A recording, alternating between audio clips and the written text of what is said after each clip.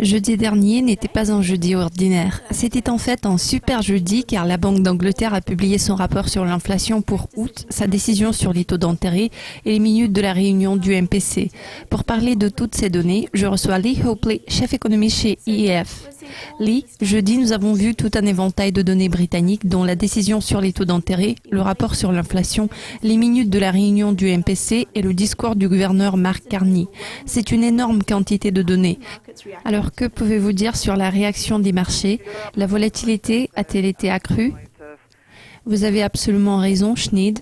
Il y a eu énormément de données du côté de la Banque d'Angleterre jeudi, dans un effort d'améliorer la transparence et la communication avec les marchés et les entreprises.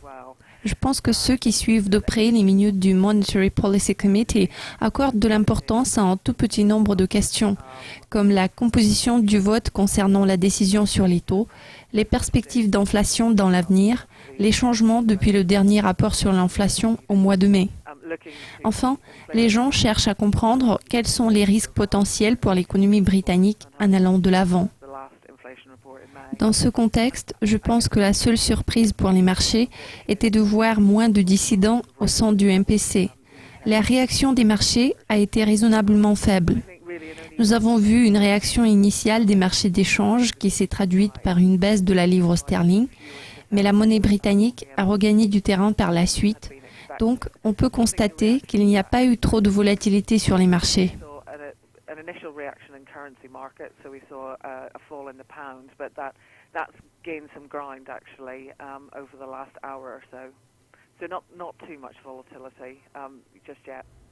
Comme vous avez souligné, dans un contexte de faible inflation, les décideurs de la Banque d'Angleterre ont voté 8 contre 1 pour laisser les taux à 0,5% pour le 78e mois consécutif et pour ne plus injecter de liquidités dans l'économie. Un vote quasi majoritaire a surpris les investisseurs et les analystes. Quelles conclusions peut-on en tirer?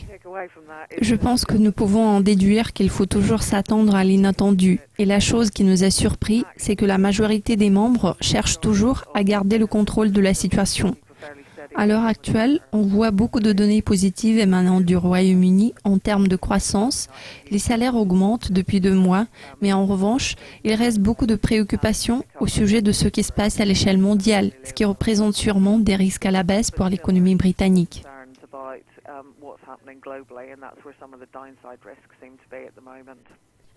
Les économistes affirment qu'une hausse de taux cette année semble peu probable. Mark Carney a déclaré que la Banque d'Angleterre suivrait de près tous les développements économiques, y compris la croissance des salaires, la productivité et les risques en termes d'environnement international.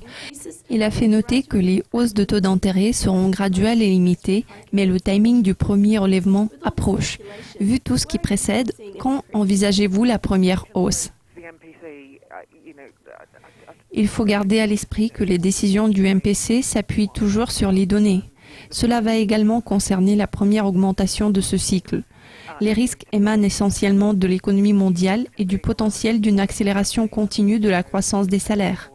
Si ces 2 facteurs deviennent plus pesants au cours des prochains mois, la banque pourrait décider d'agir vers le nouvel an. Mais vu le contexte actuel, je crois que nous verrons la hausse au premier trimestre de l'année prochaine. En ce qui concerne les entreprises qui cherchent à investir et recherchent un certain degré de certitude dans la trajectoire de la politique monétaire, je pense qu'il n'y a pas de surprise pour les investisseurs concernés, car ils ont entendu le message qui importe le plus pour eux. La hausse des taux sera graduelle.